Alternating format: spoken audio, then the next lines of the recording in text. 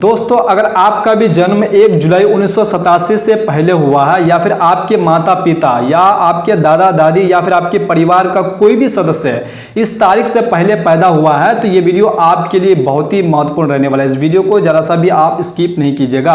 आज मैं आपको आसान भाषा में बताऊंगा कि भारतीय नागरिकता कानून के अनुसार जन्म से नागरिकता के क्या यहाँ पर नियम है और आपको कौन कौन से पुराने दस्तावेज संभाल करके आपको रखने चाहिए और किन अफवाहों से आपको बचना बेहद जरूरी है ताकि आपको आगे चल के अपने भारत की नागरिकता साबित करने में आपको परेशानी यहां पर ना हो। तो इसलिए इस वीडियो को आप आखिर तक जरूर देखिएगा, क्योंकि इस वीडियो के बीच में मैं आपको बताने वाला हूं ऐसे दस्तावेज के बारे में जो आपके भविष्य में बहुत ही काम यहां पर जो आ सकते हैं। तो इसलिए इस वीडियो को जरा सा भी आप स्किप नहीं कीजिएगा। तो चलिए सबसे पहले बात कर लेते हैं हम लोग नागरिकता के 3 नियमों के बारे में। पहला नियम क्या कहता है ये आप जान लीजिए। अगर किसी व्यक्ति का जन्म 26 जनवरी 1950 से 1 जुलाई 1987 के बीच भारत में यहां पर हुआ है तो नागरिकता कानून के अनुसार वह जन्म से ही भारतीय नागरिक माना जाता है। तो यह डेट आप जरूर याद रखिएगा। उसके बाद दूसरा नियम क्या कहता है, अगर जन्म 1 जुलाई 1987 से लेकर जो है यहां पर 3 सितंबर 2004 के बीच हुआ है तो जन्म के समय माता पिता में से कम एक भारतीय नागरिक यहां पर जो होना जरूरी है, तो आप भारत के नागरिक यहां पर कहलाएंगे। उसके बाद तीसरा नियम क्या कहता है, अगर जन्म 3 दिसंबर 2004 के बाद हुआ है तो नियम और सख्त हो जाते हैं। ऐसे मामलों में कानून के अनुसार माता पिता की नागरिकता और दूसरे कानूनी नियमों को भी देखा जाता है। तो इसलिए इस डेट को भी आप जरूर याद रख लीजिएगा। इसलिए सबसे पहले अपनी जन्म तिथि के हिसाब से यह समझिए कि आपका मामला किस नियम के अंतर्गत आता है। ये तीनों नियम आप एक बार चेक कर लीजिए, अपने डेट ऑफ बर्थ चेक कर लीजिए कि आप किस नियम के अंतर्गत यहां पर आते हैं, ताकि आपको आगे चल के परेशानी ना हो कि किस प्रकार की कौन से नियम में दस्तावेज यहां पर आपको देने पड़ सकते हैं, कौन कौन से पुराने दस्तावेज आपको संभाल करके रखने हैं अपने भारत की नागरिकता को साबित करने के लिए। अब सबसे जरूरी बात, आपको यह चीज समझना बेहद जरूरी है। अगर आपके पास पुराने समय का जन्म प्रमाण पत्र नहीं है तो घबराने की बिल्कुल भी जरूरत नहीं है। कई पुराने सरकारी रिकॉर्ड भी महत्वपूर्ण यहां पर जो है हो सकते हैं।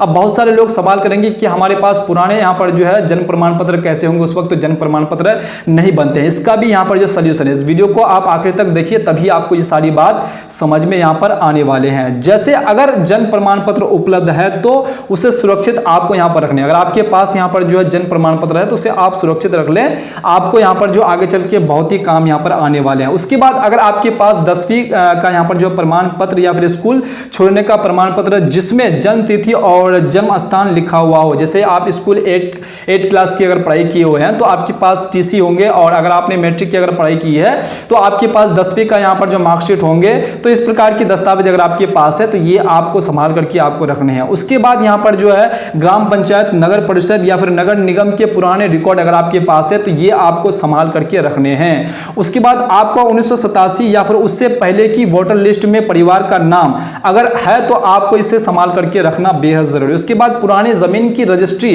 खतियान, उसके बाद यहां पर जो लगान या फिर लगान रसीद अगर आपके पास है तो ये आपको रख लेना बेहद जरूरी। जो आपका हाथ से लगान रसीद लिखा हुआ है पुराना रसीद, वो आप रख लीजिएगा। उसके बाद आपको यहां पर जो अगर आपके पास ये है कि लगान या फिर सरकारी टैक्स की रसीद, जो लगान आप देते हैं, जो रसीद है सरकारी, वो आपको अच्छी तरीके से यहां पर जो रख लेनी है।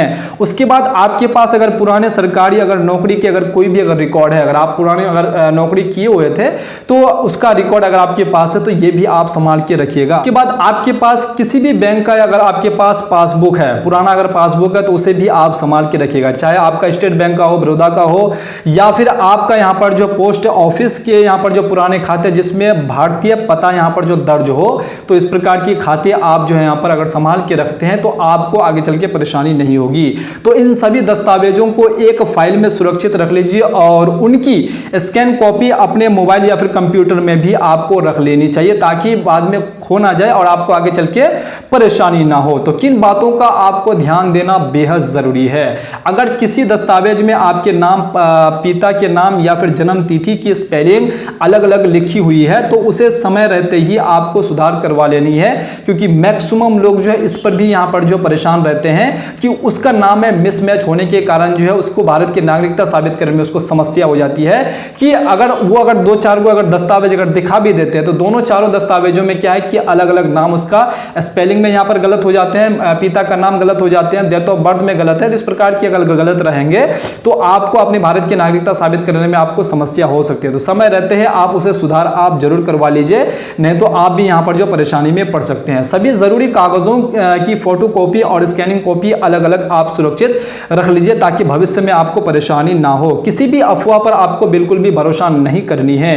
और याद रखिए, हर सरकारी प्रक्रिया में मांगे जाने वाले दस्तावेज अलग हो सकते हैं, इसलिए हमेशा संबंधित विभाग की आधिकारिक जानकारी के आधार पर ही आपका यहाँ पर जो कार्रवाई आपको करनी चाहिए और कार्रवाई यहाँ पर होगी। एक जरूरी बात ध्यान से सुनिए, अगर आपके पास आधार कार्ड है, वोटर आईडी कार्ड है, राशन कार्ड है और आप सोच रहे हैं कि इससे हम अपनी भारत की नागरिकता साबित कर देंगे, तो आपको सोशल मीडिया की अफवाहों से आपको यहां पर बचना बेहद जरूरी है। आप इनसे अपने भारत की नागरिकता साबित नहीं कर पाएंगे, ये सिर्फ आपके पते का प्रमाण है। इनसे आप अपने पते को यहां पर जो प्रूफ कर सकते हैं, लेकिन ये भी नहीं कि ये दस्तावेज आपका कोई काम का नहीं। ये दस्तावेज बहुत ही इंपॉर्टेंट आपका दस्तावेज है। इन दस्तावेजों के जरिए आप अपने भारत की नागरिकता साबित करवा सकते हैं। डायरेक्ट आप इन दस्तावेजों को दे करके साबित नहीं करा पाएंगे। तो ये चीज आप अपने यहां पर जो जहन से हटा लीजिए कि अगर आपके पास इस प्रकार के दस्तावेज है तो आप इनसे भारत की नागरिकता साबित नहीं कर पाएंगे। उम्मीद है कि आज की जानकारी आपको बहुत ही यहां पर जो उपयोगी लगी होगी। अगर आपके जहन में अभी भी किसी भी प्रकार की कोई सवाल क्रिएट हो रहे हैं तो आप बेझिझक कमेंट बॉक्स में पूछ सकते हैं, अपना राय यहां पर जो रख सकते हैं। उम्मीद करता हूं कि आपको ये सारी बातें समझ में आ गई होंगे। तो चलिए फिर से मिलता हूं इसी प्रकार से दूसरे वीडियो में दूसरे कंटेंट के साथ। तब तक के लिए आप अपना ख्याल रखिएगा। वीडियो देखने के लिए आपका बहुत बहुत धन्यवाद।